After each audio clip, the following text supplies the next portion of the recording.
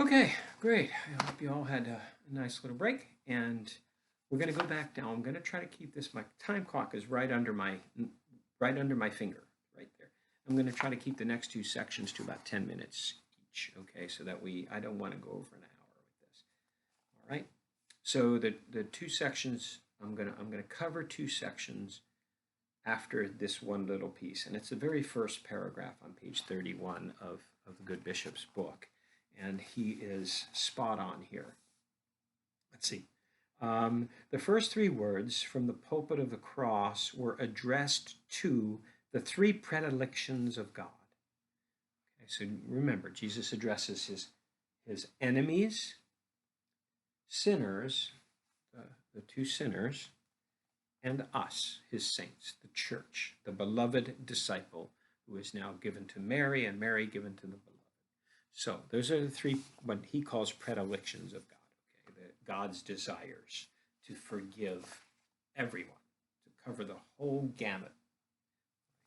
Now, the next two words are the fourth and fifth, and they betray the sufferings of the God-man on the cross. And I love that sentence.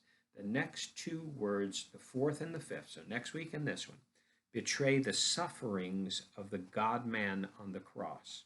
So here is the summary of today in one sentence. The fourth word symbolizes the sufferings of man abandoned by God.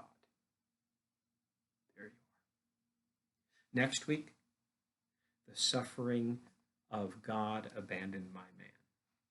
So next week when we hear, I thirst, that is God abandoned by man. But today, it's the experience of the cloud passing overhead, the spirit, what is only but a cloud, just mist, but it frightens us.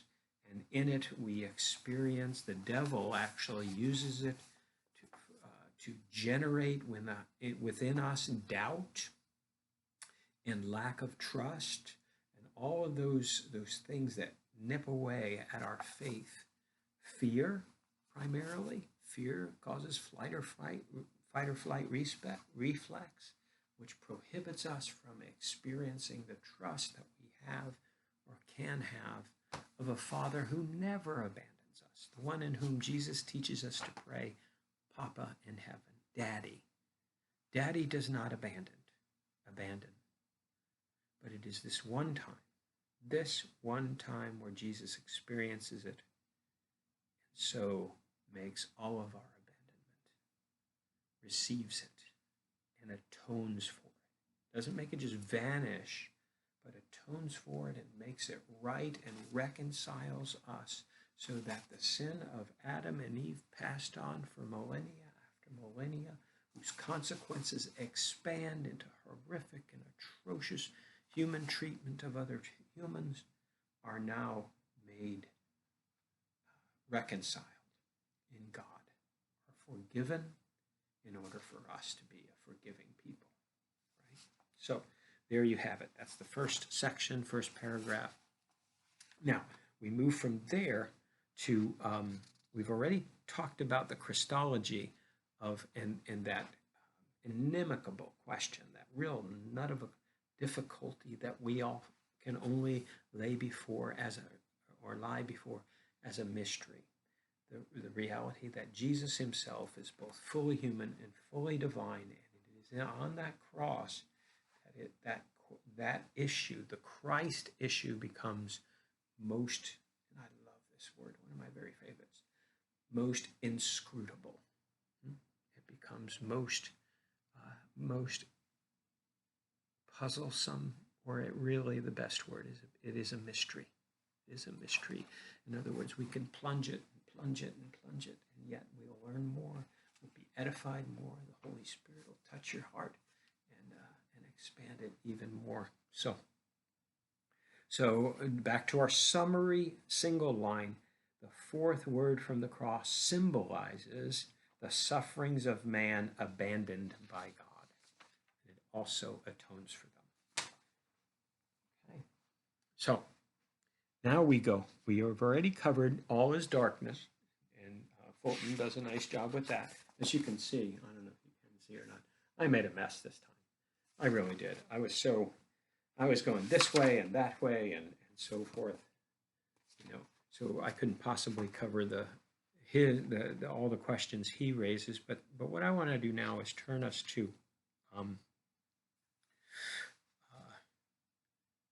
that word forsaken, according to Sheen anyway.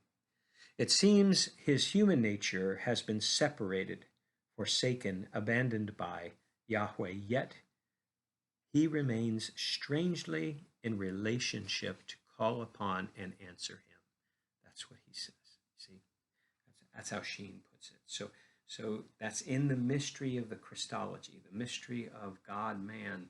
See, but we don't want to separate. Say, oh, it was only the man crying from the cross and not God crying from the cross. No, that's what's called the inscrutability of it all. The mystery of it all is that he is always God, man, and even God as man experiences separation from self. Now, the best analogy I can use to come up with that is our lost people who, because of events that have unfolded in their own lives, seem as if they are strangers in their own skin.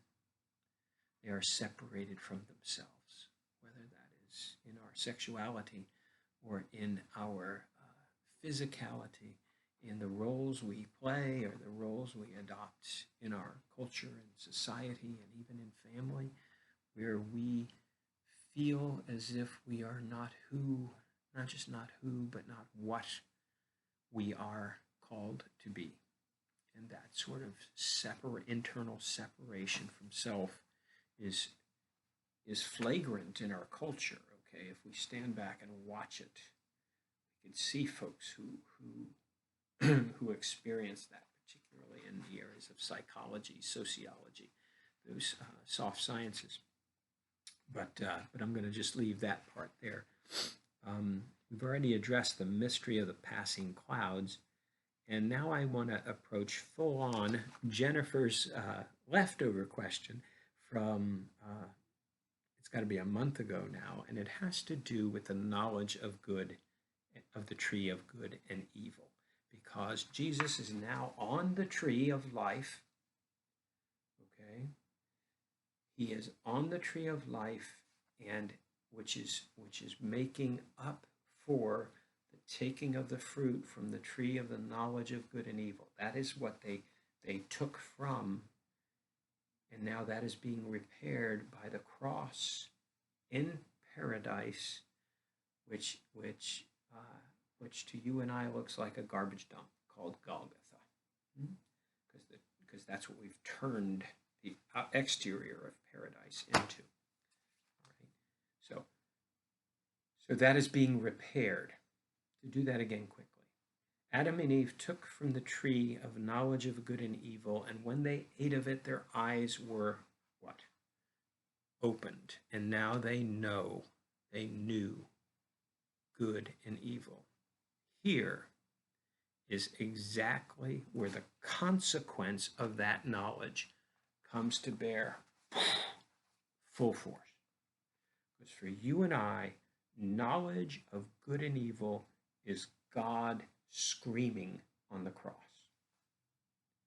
That's what it means to know evil. In another way, to know evil is to be shot through with darts by the mother screaming at the chaplain, "Why did God take my son?" Because evil exists and our bodies give way, there is no reasonable explanation other than in the cross of Jesus Christ, your pain and his life are reconciled. They are made whole and good.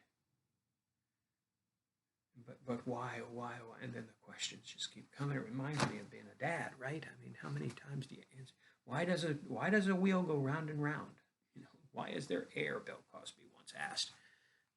any phys ed teacher knows when it was back when you remember, he was dating a philosophy major at Temple University, and he goes through this whole bit, Bill Cosby does, about what it's like for a PE major to date a philosophy major, and who was walking around all day saying, "Why is there air?" And he said, any phys ed major knows why there's air. There's air to blow up footballs and volleyballs and basketballs. But the why questions of our human existence, I know they're also answered by science. They're also answered in some ways by philosophy. But the great question, the big question, the why do bad things happen to good people, is because the garden and the tree of the knowledge of good and evil is reconciled from the tree of life, wherein humanity kills the God-man who receives the pain and the consequence and the reality of human sin. Receives it in full brunt in order to reconcile us to God. The Christ, the God-man, and forgive me for reading to you, quite literally experiences the consequences of our sins. Not only, and this is a quote from the good bishop, not only in death, but in an overwhelming experience of abandonment to desolation by his Abba, by his Papa. Again, the God-man quite literally experiences the consequence of our sins, not only in death, yes, in its final end, but in the overwhelming experience of abandonment to desolation by his very own Abba, who he trusts and loves. Not only identifying with humanity, but receiving, so Jesus identifies with us as man, but he also receives the knowledge of sin in its full measure. God receives knowledge of sin, which is abandonment from God. So God does that. And it is also our best explanation for why it must be not simply a man on the cross, but also God on the cross. Because for God to know evil is to know separation and abandonment and rebellion against self, against him, against God. And it took the God-man, the Messiah, Jesus the Christ, to do that. Let's end here, another timeout. Boop. See you in a minute.